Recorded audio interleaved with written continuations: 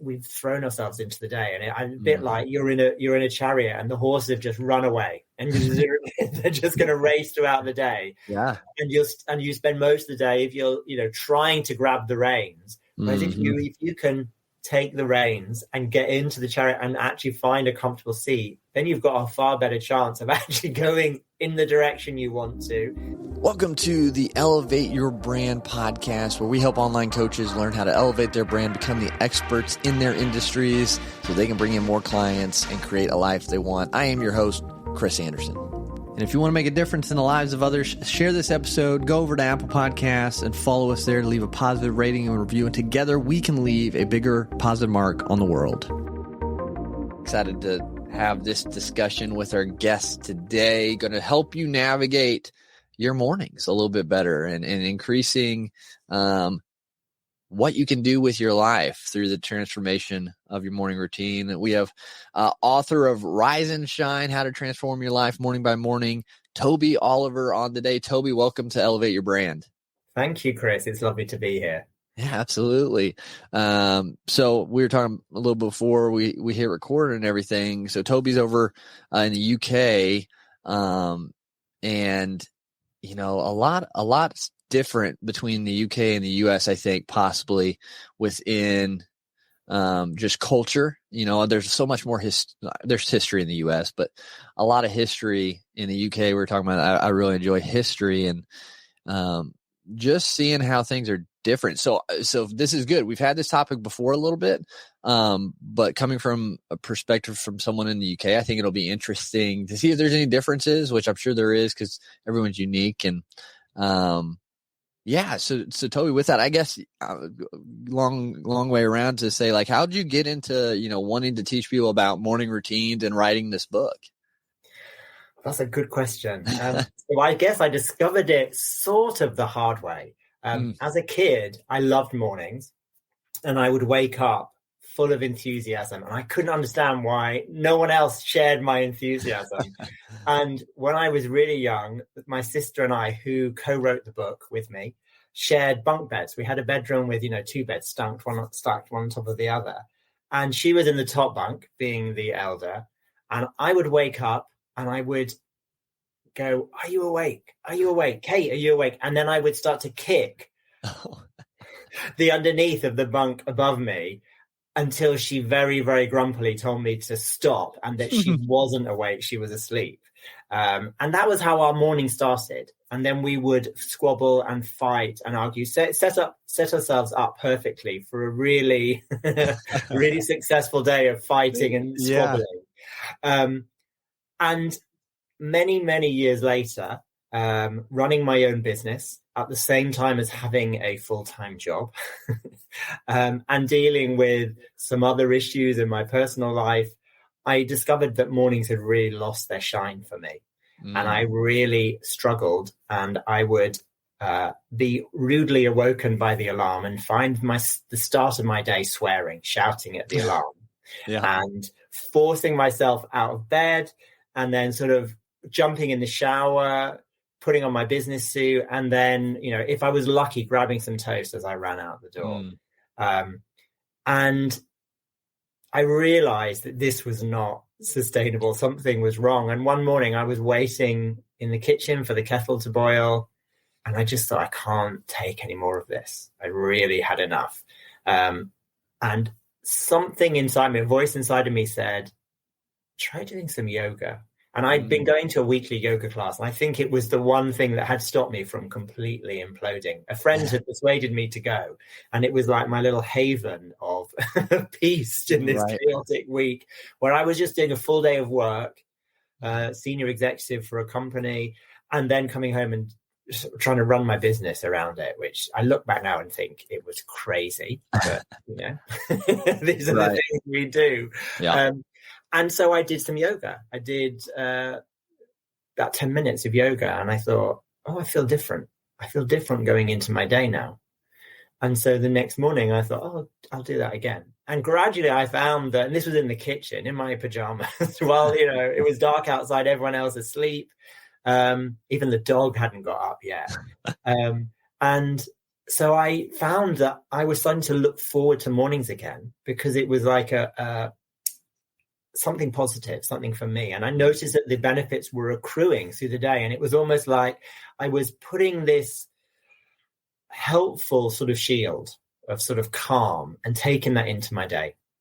And then gradually I started to add other practices into my mornings, and really, really recognize how taking charge of my mornings could influence my whole day, not just how I felt, but in terms of my productivity and my success levels.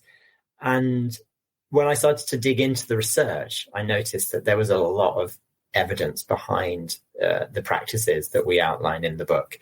And I discovered for myself and created a morning routine that really helped me, leave my job, focus on my business, and then also retrain as a therapist. And in working with people, I started to discover how these morning practices could really, really help them. And this is a long answer to a short question. Oh, that's good. But my sister really interestingly had gone on her own journey and discovered also how morning she'd really struggled with her mental health. She's a top business coach, leadership coach, change specialist, worked with sort of most of the FTSE 100 and, Fortune 500, really, really big, educated at Oxford, really top of her career, but was sort of struggling. And she's very honest, talks about this and said, I felt like, I was going in, helping all these people, but yet my life was really, really not doing so well. And for her, it was starting to take charge of her mornings. Now, we didn't realize this about one another until we ended up on coincidentally, serendipitously, on a course for a weekend together. And we started talking, and we found out that we both shared this passion personally and professionally for how mornings could really change your life.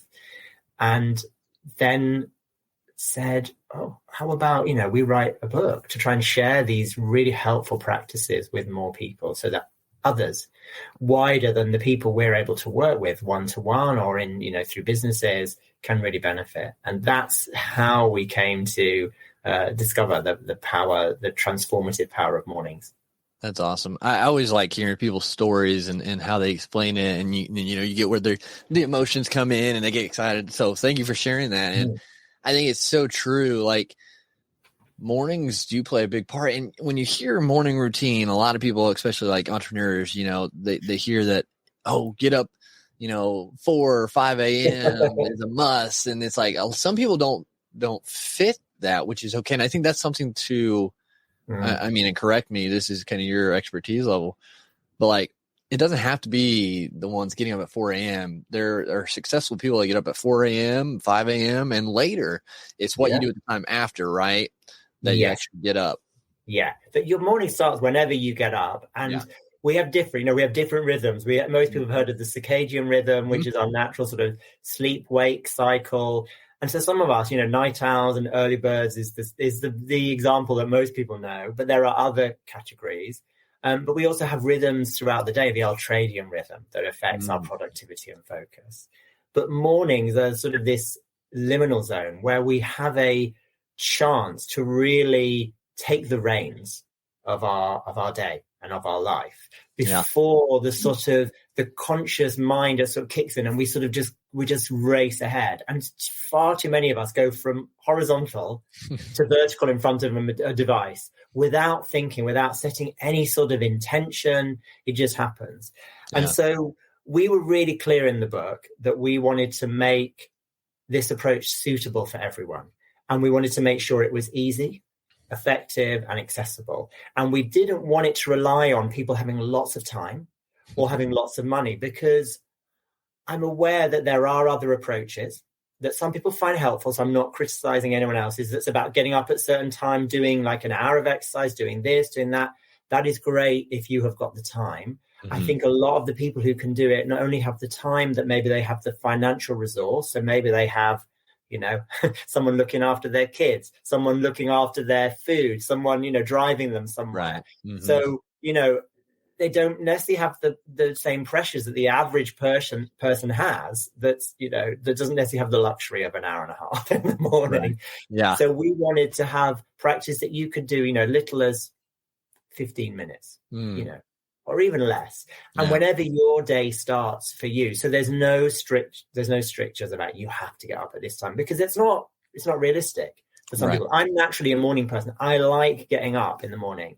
My sister is far more of a night owl, but as like many people, you train yourself so she is able to get up in the mornings. But she had to then really be convinced of the benefits of getting up maybe slightly earlier, even if that's 15 minutes.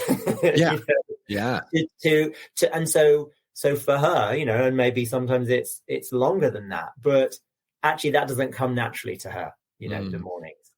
Or she says it changed for her having children. That's when suddenly she discovered you didn't have a choice. The kids are up. You had to be up. And so, with her son was born, she said she found eventually mornings easier, she was trained. I found that same thing. So right now my son's 1 or just a little bit older, 14 months or whatever. And, I was good. I was getting up early, getting stuff done, get my day started. And then when we had him, it's like, oh, okay, well, this is just shaking everything else up. Like my morning, sure, I might be getting up early, but it's not to do what I need to do. It's to take care of him and help out there. And now that he sleeps well, thankfully, now it's like, okay, well, I just want to kind of sleep till shortly before I need to get him up. So like it's been an interesting, and this is something I've been trying to get back and figure out, actually. So I'm glad we're having this conversation. Is like, I know my morning routine needs to be improved from what it was before, because how you start your day, in my opinion, is how the rest of your day goes. It's kind of like a domino effect.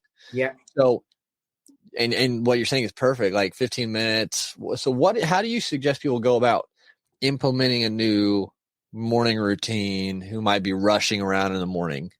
Yeah. I think the first thing to realize is that we all have a morning routine. So people will say, oh, I don't have a morning routine. And I'll say, well, tell me what you do in the morning. I get up, I reach for my phone. This is the thing I hear. And I check the news or the social feeds. And I say, how do you feel? Terrible. And, or I turn on the radio or the TV and I start shouting at the news, whoever's spouting things that frustrate me. Or I sort of, I drink coffee and then I rush out the door. And so we all have habits. That's what a routine is. It's just behaviors that we do repeatedly and they become habits. And for most of us, those habits become so instinctual we don't recognize them. Some of those are helpful, like most of us brush our teeth morning and evening. That's really good. But we also, maybe the picking up our phone before we're barely conscious is less helpful. And so it's realizing that you are already using your time. Even if you're rushing, you're using your time. And is there a better way to use your time?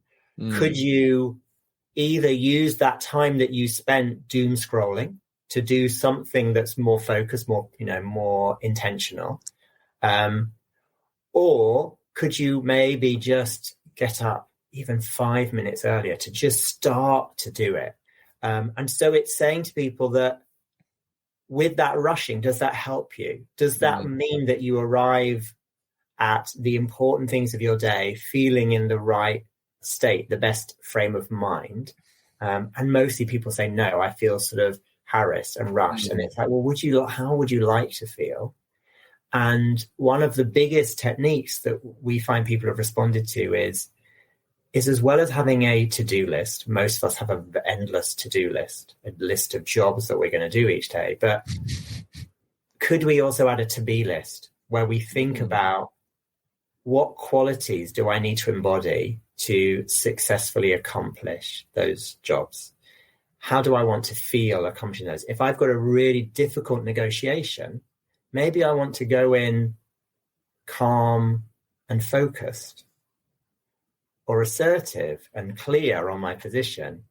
Maybe if I'm actually going to meet, a friend for lunch or for drinks after work, maybe I want to just be relaxed and have fun. so that we set our intention of how we want to be, the quality we want to embody, rather than just rushing through work, being harassed, arriving to see our friend and still being harassed because we've not stopped to think, actually, what will help me get the most out of this?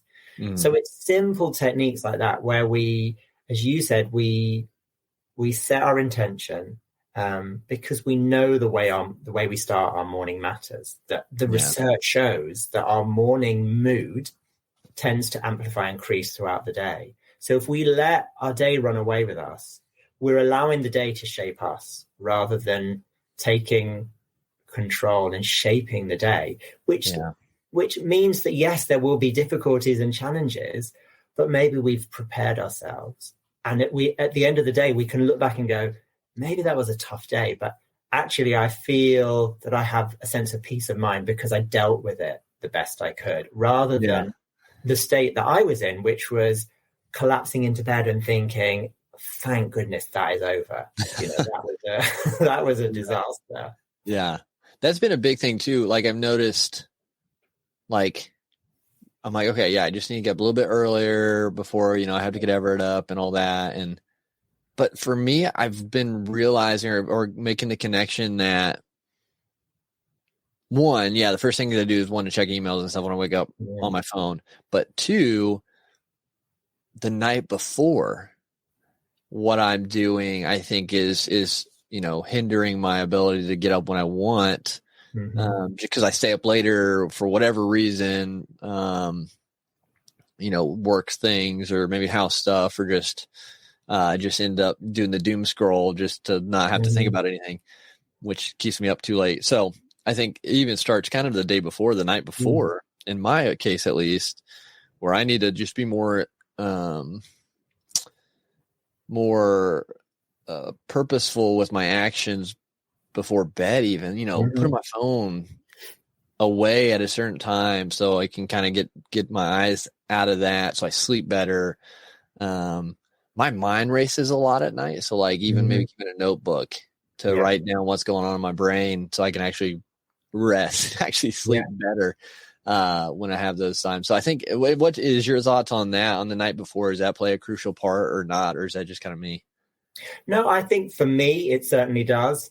I think it's interesting. I have a nighttime routine as well. Kate doesn't.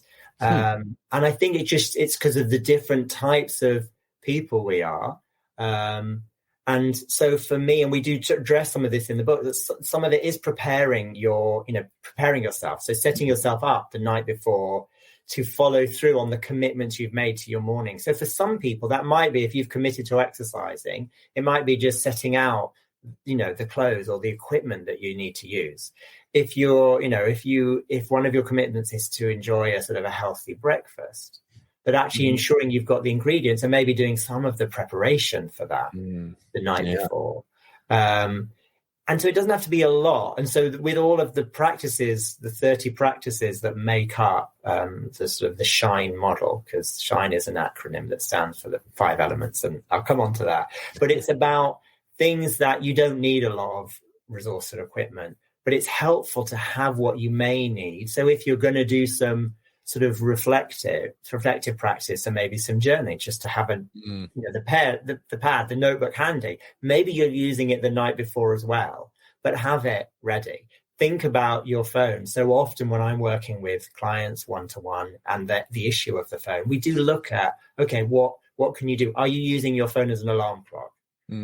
Okay, so the first thing you're going to have to is pick up your phone. So let's look at getting a traditional alarm clock. And one of the practices is alarm, and using the alarm more intentionally. Having an alarm that is not alarming. But if you really need to be woken up and get out of bed, placing your alarm out of arm's reach so that you have to get out of bed. Because if you're someone who repeatedly presses snooze, you're saying, I need to get up at 6 a.m., and then you're delaying it by 15 minutes. So you could get up at 6 a.m. and use that 15 minutes far more productively. So that's where when people rush, and that's probably the people who are rushing, they're delaying getting up and then rushing.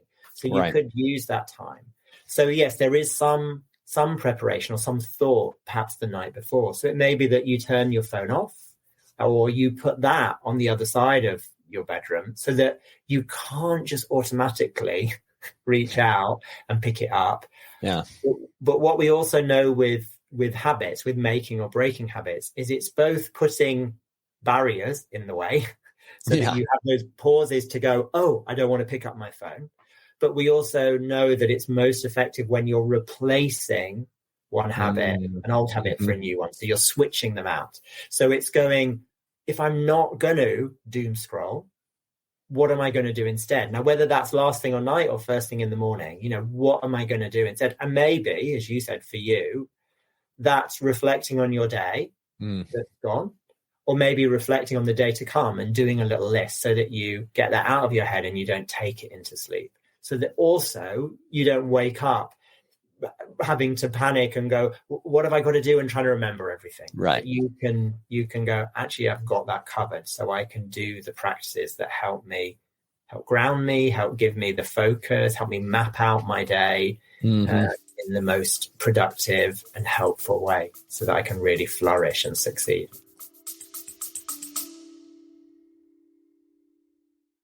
You love listening to podcasts, but have you ever thought about starting your own podcast? Maybe you want to build a brand, grow your business, or are looking for an excuse to talk about your favorite hobby. Whatever your reason for making a podcast, Buzzsprout is the place to start. Since 2009, Buzzsprout has helped over 300,000 people launch their own podcasts. Buzzsprout walks you step by step through the whole process and will give you powerful tools to start, grow, and monetize your podcast. Ready to get started? Click the link in the show notes to get our free step-by-step guide to starting your podcast today.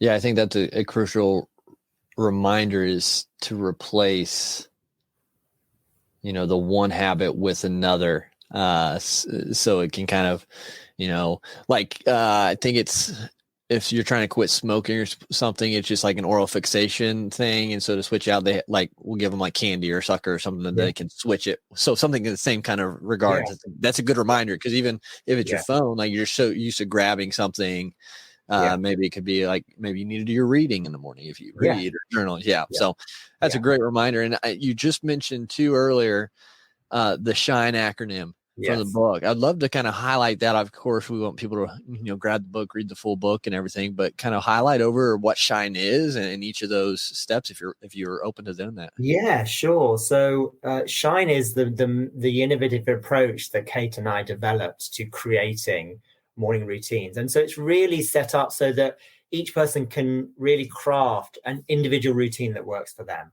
Okay. And so SHINE stands for the 5 elements that we feel are really beneficial to bring into our mornings. So the first is silence. So in an increasingly busy and noisy world, just creating some stillness, peace, and reflection really helps us gain the clarity that we need. The next is happiness. So discovering those techniques that bring us a sense of joy, that help us to feel confident and uplifted. So for me, you mentioned this, one of the practices I added in was reading, because I love reading, and I read a lot of sort of business books and development books. I also like fiction, but I realized that my nightstand was about to collapse under the weight of all of the books I was buying, but I wasn't reading them. Yep. And so the second practice that I sort of added in was I really want to read because I love it and I feel really enriched by it. So I'm going to set my alarm 15 minutes earlier and I'm going to read for 15 minutes because that gave me a real sense of sort of pleasure, accomplishment, but also it meant that however difficult my day was, I'd started it doing something that was really sort of nourishing and that made me feel happy.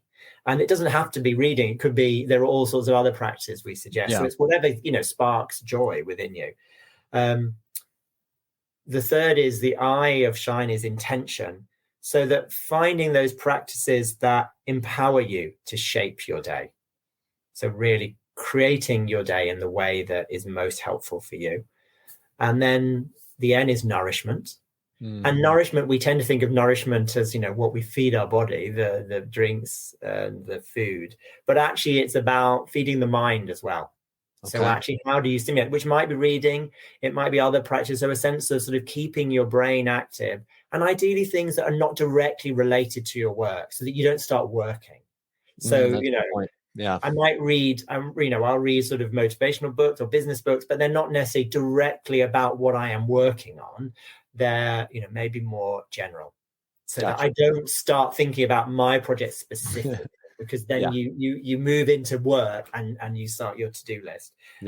So it's also there where we get into, the social media is actually what inputs. It's like, I think of that as a mental diet. So one of the things we really hot on is, what is the mental diet in the morning? If you are feeding yourself sort of doom and horror and sort of scarcity and or just creating that sort of discomfort, disease, or anger, that's really not helpful sort of mental stuff to take into your day with you. So I'm not saying don't engage with that, but what I learned, because I used to just turn on the radio, and then I would find myself shouting at whichever politician was on, having a debate, and of course a one-sided debate. And I then realized, actually, I'm going to engage that, but later in the day. So I engage that later on in the morning, once I've set my intention, so that I don't get hijacked by whatever is the story of the day. So it's the sort of mind, body, soul, feeding the whole person, as it were. And then the final is exercise. And that will mean different things for different people. So, getting the body moving and creating energy for the day ahead, in whatever way. And so when, that might be a HIIT workout, it might be going for a run. It might be something that's just some simple shaking. A lot of my clients, I work for a hospice and cancer charity. So a lot of people have very, very low energy. They have, serious conditions that may mean that movement is very limited. So for them, it might be getting up, getting dressed, making their bed. Is a form of exercise. And that gives them a real sense of, I've moved my body, but it's also a real achievement. So we're recognizing that it's what works for you.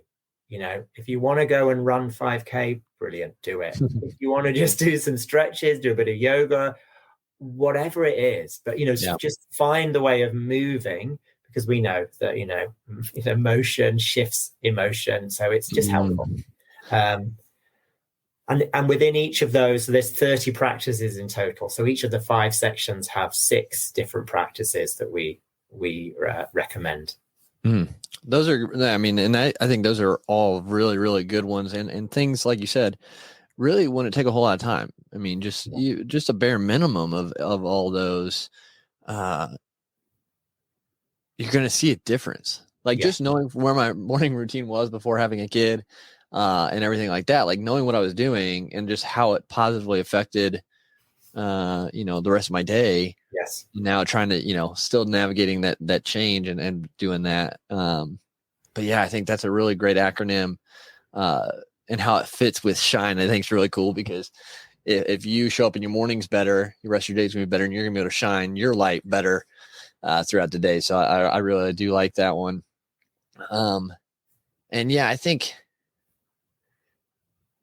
the nourishment really stuck out to me in that. And I think that's a key one that people might not always think about in that certain way. The mental diet is good to think about, because there's so much negativity and, social media comparisons and scarcity. And if you're starting and look, even if you don't think you are, you're still being quote unquote poisoned. With that, it's still affecting you, even if you don't think it is subconsciously, which is a crazy thing, which that's just a whole nother topic. But so having that nourishment be that mental diet, I think is a huge thing with so many people, could implement and be better off for. So what, with that,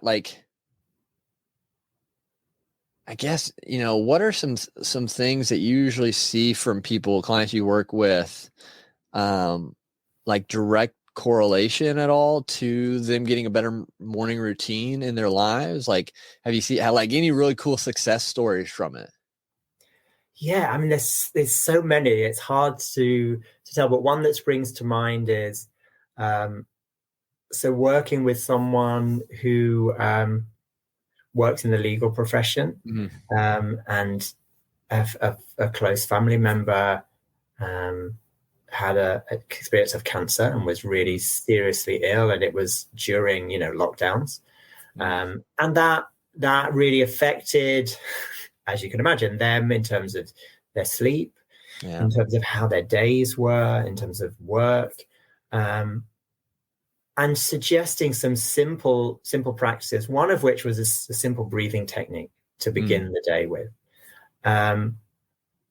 And the transformation in just a few weeks from, rather than waking up and just being beset by all the worries and thinking what horrors, and going straight into survival mode. Yeah.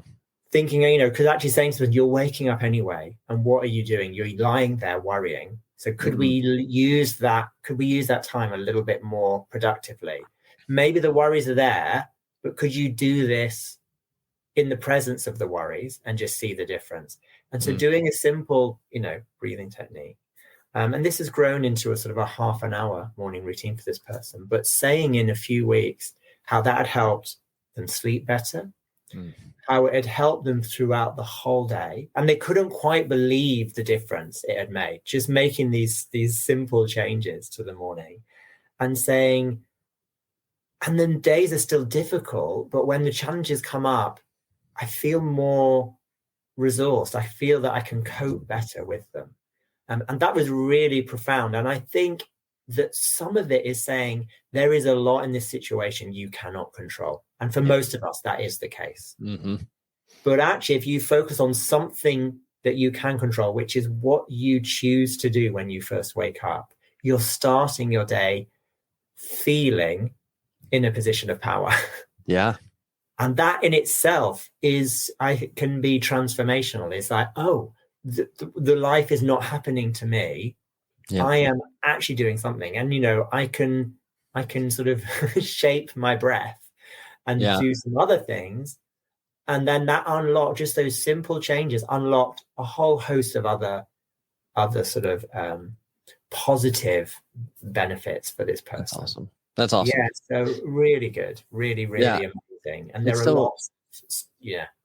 It's so crazy how when we can show up in our mornings and take control, and instead of just reacting, always be on the reaction side of things by, getting up and rushing and checking the phone immediately. And it's just all reaction. When, if we can take control and be in charge, then like you said, it gives the power, which puts you in a better mental position, physical position going forward.